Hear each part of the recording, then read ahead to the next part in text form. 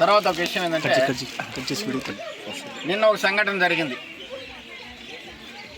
ఒక నయా మోసగాడు, ఒక 420 పేరు చెప్పడం నాకు అవసరం లేదు, నాకు అంత అవసరం కూడా.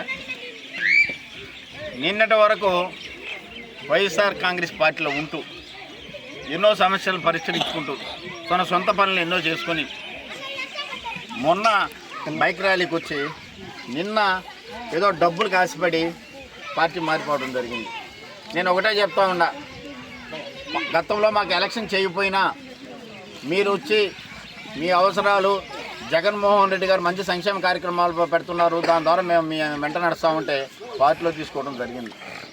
మరి పుచ్చకాయ దొల్లినట్టు 4 సార్లు అటు ఇటు దొల్లాడు. ఒకసారి గ్రామస్తులందరూ ఆలోచించండి. పుచ్చకాయ ఏ విధంగా దొలుతున్నట్టు 4 సార్లు ఆ పార్టీకి దొల్లినాడు, మళ్ళీ ఈ పార్టీకి దొల్లినారు. మరి ఇటువంటి వ్యక్తుల్ని చూస్తూ ఉంటే మరి గ్రామస్తులు ఒకసారి ఆలోచించండి. నిన్న పోయేసి ఎంపీటీసీని తీసుకెళ్ళాను అన్నాడు. నేను చెప్తున్నా, ఆ రాజమాత గారికి చెప్తున్నా, ₹1 తీసుకోకుండా నా మీద అభిమానంగా నన్ను చూసి, నా అనుభవం చూసి, నా వ్యక్తిత్వాన్ని చూసి వీళ్ళందరూ వచ్చి చేరాలంటున్నారు. నువ్వు ప్రమాణిక సిద్ధమా? నా దగ్గర వచ్చి కూర్చొని సీసీ ఫుటేజ్లు ఉన్నాయి. ఎవరైతే నీ దగ్గర చేరినాడో 420 వాడు నా దగ్గర వచ్చి అన్న నాకు 25 లక్షలు ఇచ్చారు, నా జీవితంలో సంపాదించుకోలేను. నిన్నటి రాత్రి వచ్చాడు, మొన్న నైట్ నేను ఉదయం చేరేటప్పుడు, నేను జీవితంలో సంపాదించుకోలేను, నాకు 25 లక్షలు ఇచ్చారన్న, నా కుటుంబం బాగుపడుతుంది, నన్ను ఈసారికి వదిలేయనని చెప్పి నాతో మాట్లాడిపోయినాడు. దీని సాక్ష్యం కొట్టే మల్లికార్జున గారు ఉన్నారు, అదేవిధంగా చెమటా శాసగిరి గారు ఉన్నారు. నైట్ 12 గంటల నుంచి 3 గంటల దాకా నాతో ఉండి నా పరిస్థితి నేను అమ్ముడు పోతానని చెప్పుకున్న వ్యక్తి నువ్వు మళ్ళీ వేరే వాళ్ళ గురించి మాట్లాడటం ఎంతవరకు సబబు? ఈరోజు మాకు సర్పంచ్ ఇక్కడే ఉన్నాడు, వైస్ సర్పంచ్ ఇక్కడే ఉన్నారు, మరి గ్రామస్తులు ఇక్కడే ఉన్నారు. మా పార్టీ ఏం కావాలా? ఏదైతే ఆ రోజు నువ్వు ఒకసారి గుర్తుపెట్టుకోవాలి అమ్మగారు, ఏదైతే ఈ జడ్పీటీసీ ఉన్నాడే ఆయన వైఎస్ఆర్సీపీ నీకు బీఫామ్ మీద గెలిచిన వ్యక్తి. అదే తెలుగుదేశం జడ్పీటీసీని మాకు అమ్మేసి ఈ యొక్క మండలంలో తెలుగుదేశం జడ్పీటీసీ లేకుండా పోటీలో బీజేపీ నిలబడిన ఘనత ఆ మహానుభావుడిది. ఆయన వచ్చి ఈరోజు డబ్బులు తీసుకొని మరి గ్రామాన్ని అమ్మేసి ఈరోజు ఆయన వచ్చేసి పెద్ద పెద్ద కుటుంబాల గురించి మాట్లాడుతున్నావు. బిడ్డ కొద్దిగా జాగ్రత్తగా ఉండు, 4 దగ్గర పెట్టుకొని మాట్లాడు. తప్పు చేసింది నువ్వు డబ్బులు సంపాదించుకోవడానికి పోయావు, ఓకే, అంత మాత్రం పో, కానీ మరి ఏవేమో మాట్లాడుతూ ఉండవు, అది పద్ధతి కాదు. ఒకసారి జాగ్రత్తగా ఉండమని చెప్తా ఉండా. ప్రజలు కూడా ఏమో అమాయకులు కాదు, నీ పాటికి నీ దొల్లి నీ సొంత ఖర్చులకు నువ్వు సంపాదించుకుంటా అంటే ఇటు చూస్తా గమ్మ ఉండే పరిస్థితి కాదు. రాబోయే ఎలక్షన్లు తప్పకుండా బుద్ధి చెప్తారు. ఎవరైతే ఈ గ్రామాన్ని అభివృద్ధి చేయాలి, గ్రామ ప్రజల యొక్క సమస్యలు పరిశీలిస్తారో వాళ్ళని నమ్ముతారు. కానీ ప్రజలు నిద్ర లేచి నా కుటుంబం, నా సంపాదన, నేను లంచాలు తీసుకొని రోజుకొక పుచ్చకాయ దున్నట్టు ఒక పార్టీకి పోతానంటే ఎవరు నమ్మే పరిస్థితులు లేరు బిడ్డ. చాలా ఒళ్ళు దగ్గర పెట్టుకొని మాట్లాడు. ఏం మాట్లాడుతున్నావు అర్థం కాకుండా మాట్లాడుతున్నావు.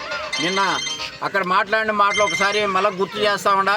రెండోసారి కానీ ఇది కానీ పునరావృతం అయితే చాలా ఇబ్బందికి గురవుతావు. నువ్వు ముందుగా చెప్తా ఉండా, హెచ్చరిస్తున్నా. ఎందుకంటే నీ యొక్క స్థితి తప్ప నువ్వు ఏం చేసినావు తప్ప ఒకసారి ఆలోచించుకో. నువ్వు రాజమాత దగ్గర పోయి కాళ్ళు మొక్కు బిడ్డ, అంతేగాని నువ్వు వచ్చేసి మాకేమేమో నీతులు చెప్పాల్సిన అవసరం లే.